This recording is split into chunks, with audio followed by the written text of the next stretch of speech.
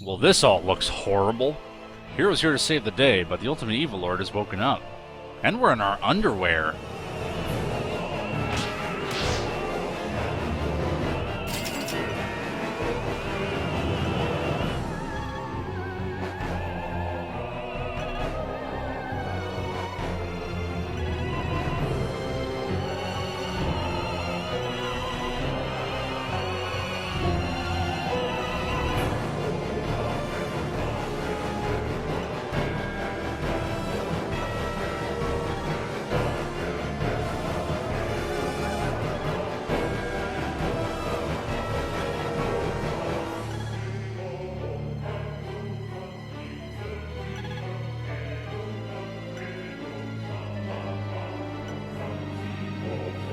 Something the game doesn't really convey all that great is that we're slowly going to be working our way back through time. Each continent is an era, this one being Goddess Era 500, and each time period only lasts for 60 seconds.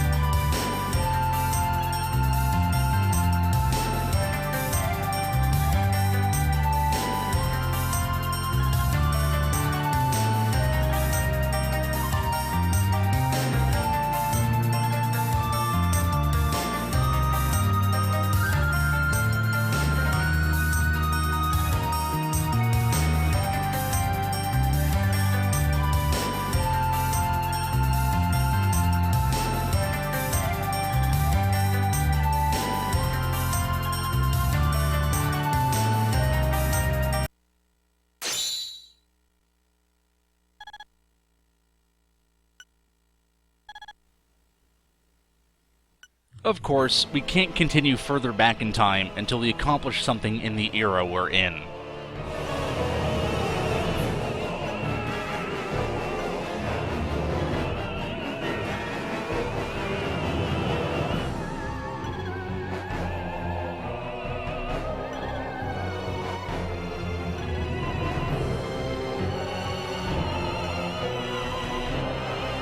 Also, if you happen to die, you'll be sent back to the start of the current time period. I wonder what era we're in now.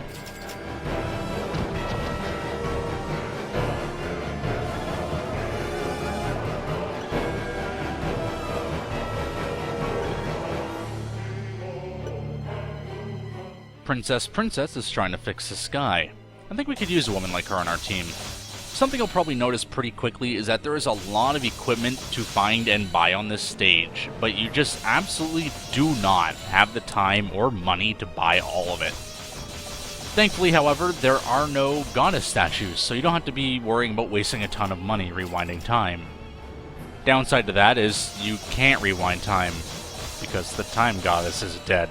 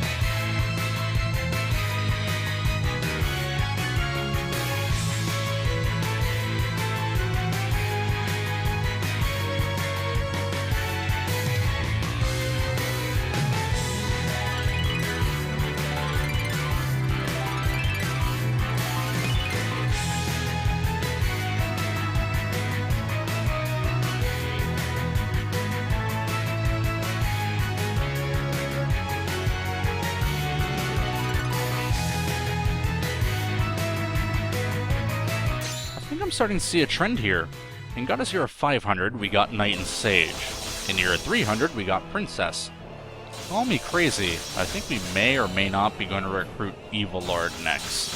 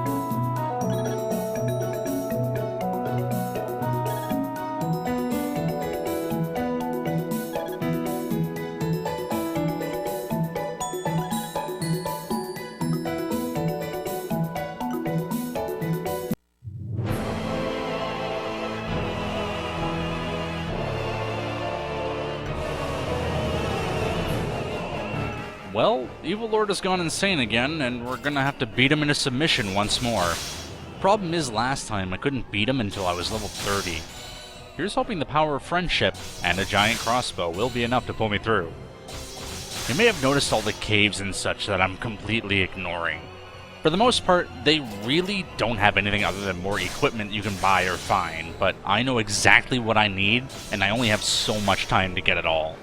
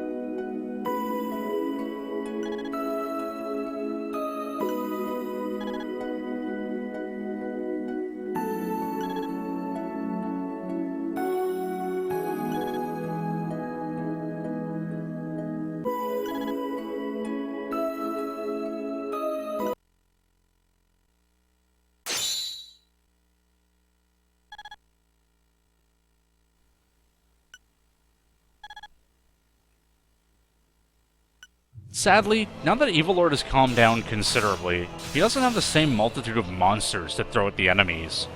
Sure, he'll toss the occasional ghost or snake here or there, but god damn, Evil Lord, just put a little effort into saving the world, why don't you?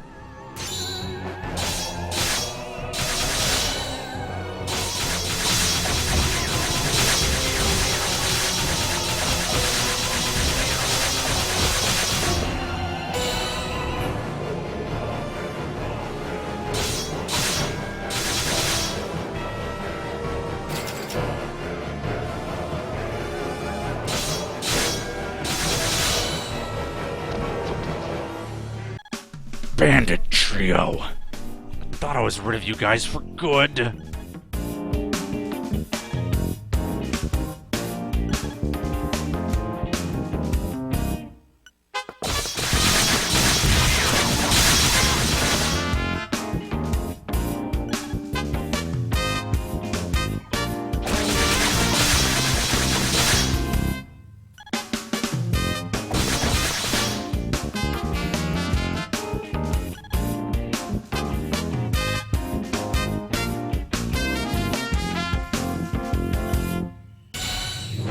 Are they gone this time? I think they're gone. Oh, thank God. Alright, just 2 more assholes blocking our path to the Ultimate Evil Lord, but the armor and weapons in this area are really important to grab, so I'm going to have to grind for those first.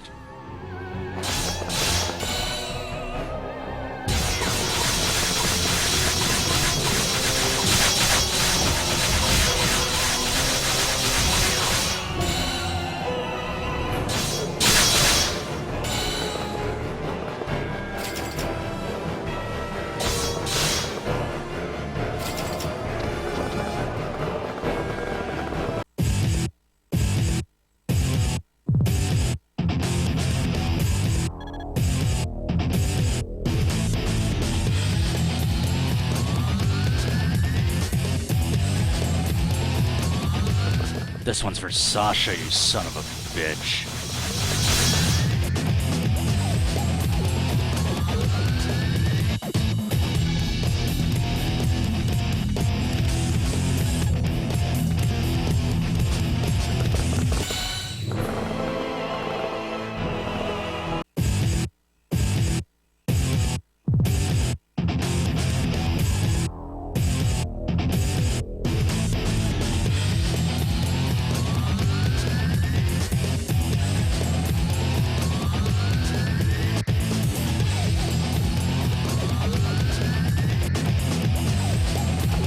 Not so tough without your cannons now, are you?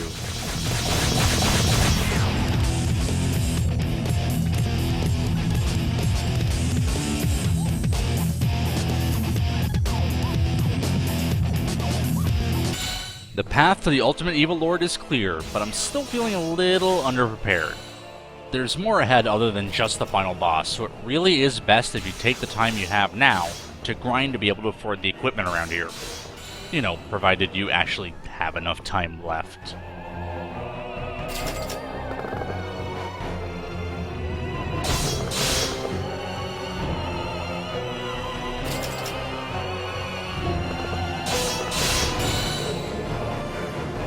We're healed up and greater than evil, so let's get it on.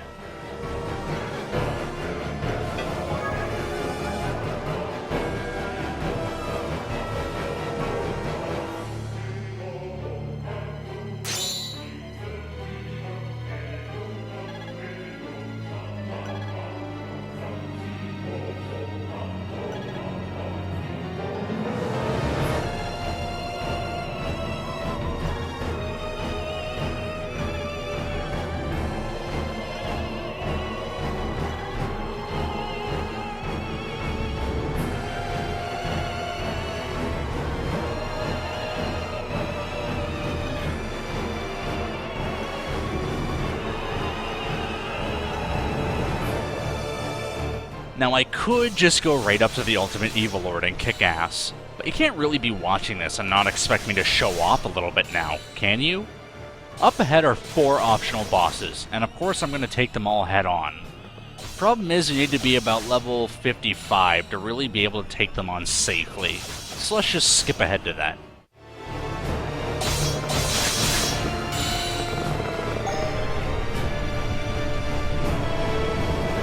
These 4 enemies are all entirely optional and based on an enemy from each game mode. If you remember way back in the last episode of Hero 30, I mentioned to remember a particular snake. Well, this is the Hell version of it. You unlock each of these super enemies by getting the best rank in each mode, so getting Wonderful Hero overall in Hero 30 unlocks Gardon Hell.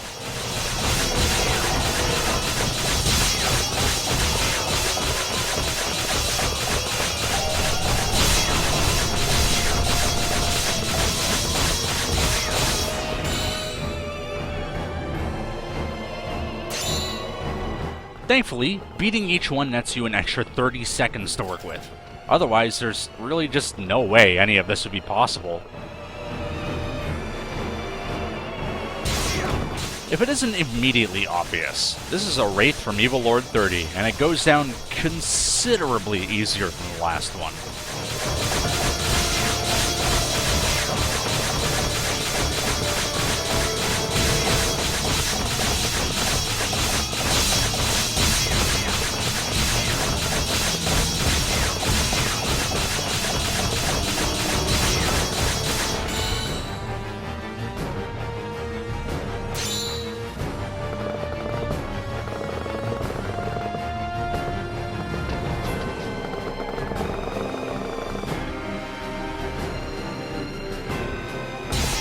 I don't know why Hero and Evil Lord only get generic enemies to fight, and yet Princess gets her final boss here. Evil Lord, sure, there never really was any bosses outside of the Minister and Noir, and it'd be kinda silly to have giant versions of those, but Hero had a bunch of things to choose from.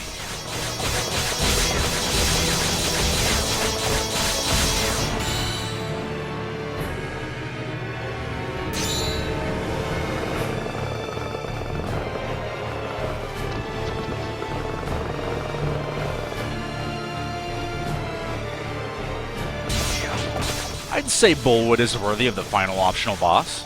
She's definitely the hardiest of the bunch, so if you didn't know the order to choose these portals, you'd be screwed pretty hard if you accidentally picked her first and didn't know to run away.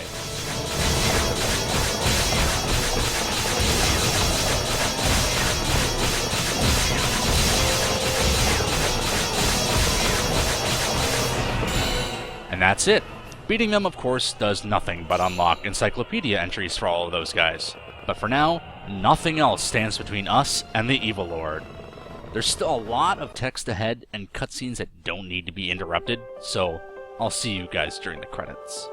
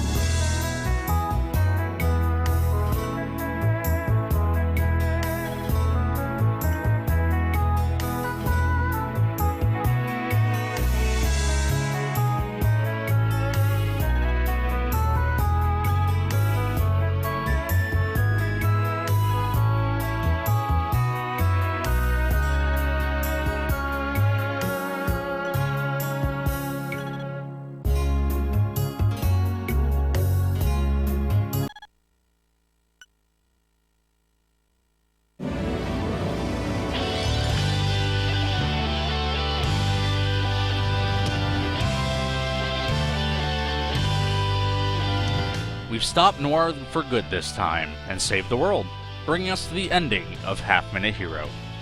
I've still got a few more things to show you guys, mainly the differences between this and the Xbox 360 port. But there's also the final not story related mode. But other than that, our journey's at an end, and I hope you enjoyed the trip. There are some overall nitpicks I have with the story arcing over all 5 modes, like the plot of Evil Lord and Princess not really having anything at stake compared to Hero and Knight. But I was honestly surprised at how well this game managed to keep me hooked right on through when I first started playing it. I would hope that despite having just experienced the whole story through this Let's Play, you're interested enough to get this game for yourself. The game is fun on its own, I highly recommend it. And hell, maybe if everyone buys a copy, they'll port the sequel stateside. A man can dream, right?